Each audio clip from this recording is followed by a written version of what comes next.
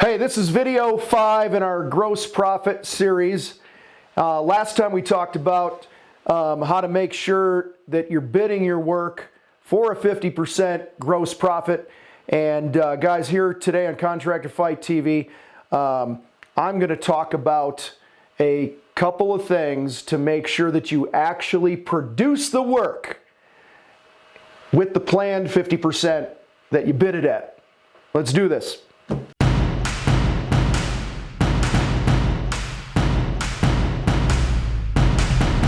All right, my friends, it does us no good to bid a job to make a 50% or better gross profit and then not execute it for that profit. I hear all the time, guys are like, yeah, I sold it to get a 50%. And I ended up walking away with a 20 or 30% gross profit, and I'm screwing the pooch. And this is where a lot of guys mess up.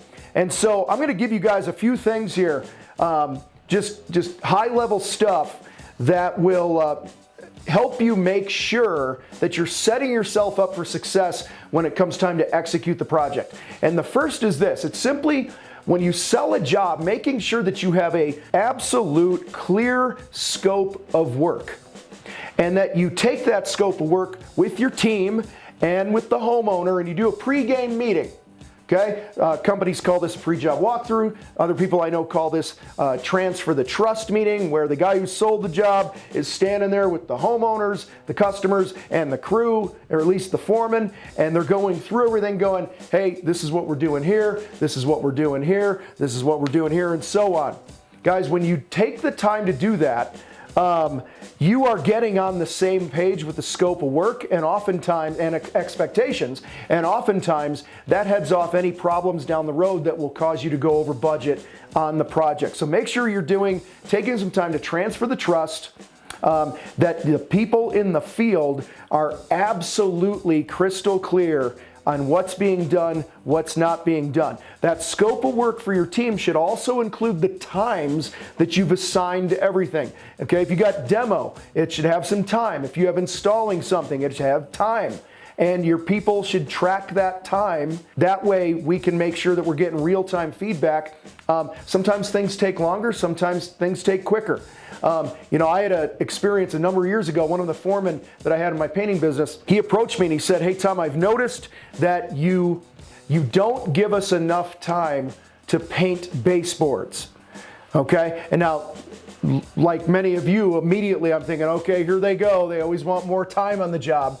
But a mature foreman, like the one I had at the time, he said, but I've also realized you give us too much time to paint doors. Can you take 15 minutes a door and put it towards the production rate of the baseboards, and then we're more accurate with things. And so guys, you should be having these conversations with your team about the scope, and so that you could be as close to right as you can when it comes to estimating your jobs. So make sure you have that pre-game meeting. All right, get on the same page. Second thing you do, make sure that you are executing your jobs at a 50% gross profit. Maybe you're in the situation right now where you've got some jobs coming up that you didn't estimate properly. You didn't put man hours to and some things like that. So what I've done is, let's just take a $10,000 job, take your sale price and divide it by 2. Okay, so in this case, you take 10 grand, cut it in half. 5 grand is 50%, so you push that aside. You need to keep 50%. That means you got 5 grand to produce the job with, okay? And then take that 5 grand that you produced the job with, subtract what your materials are gonna cost you out of that. So let's just say for the case here, it's $1,000. That means you got a $4,000 labor budget.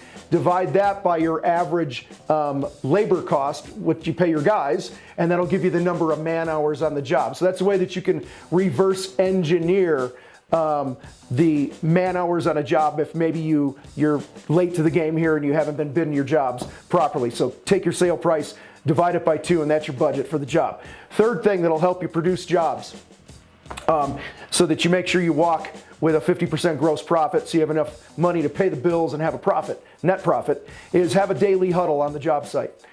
Simple time to have clear direction and accountability for your team. Are we on track? Every day, some guys call it a tailgate talk, whatever. We used to just meet out in front of the job, have a cup of coffee, and literally when I was running jobs or when my foreman were running jobs, I'd be like, hey, Noel, you got the master bath today.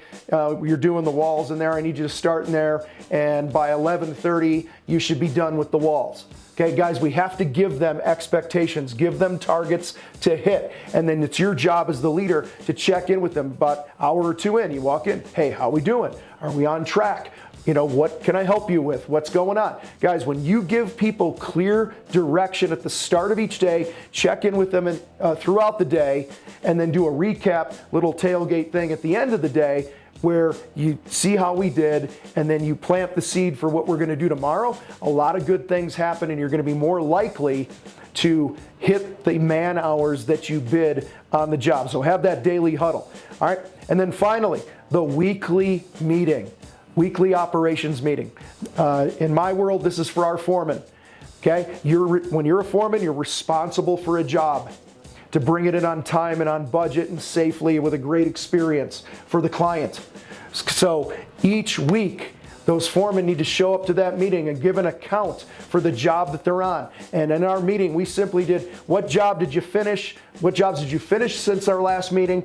And then, you know, it would go like, hey, I was on the Reber job. It was bid for 100 hours. We finished in 96. Customer's happy. Everything's good. And then they would report on the current job. Hey, I'm on the Smith job right now. It was bid for 48 man hours.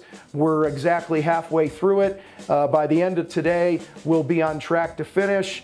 You know, or if there's any concerns, they could bring those up. But guys, what's happening here is when your leaders of your projects, or when you are taking the time to have this weekly operations meeting and talk about the production in your business, you are putting attention onto something. You're basically saying this is important in our company. Now, in our brain, there's a thing called the RAS, the reticular activating system. And it basically works like this. The things that we tell our brain that are important, we find more of. So if you're consistently talking about man hours and gross profit and the things that are important to track in your business, if that becomes part of the culture that you have going on in your company, your people, their attention is going to be drawn to those things, and those things are going to improve by default, because what we focus on improves 100% of the time. All right, I want you to take this away today before we get out of here.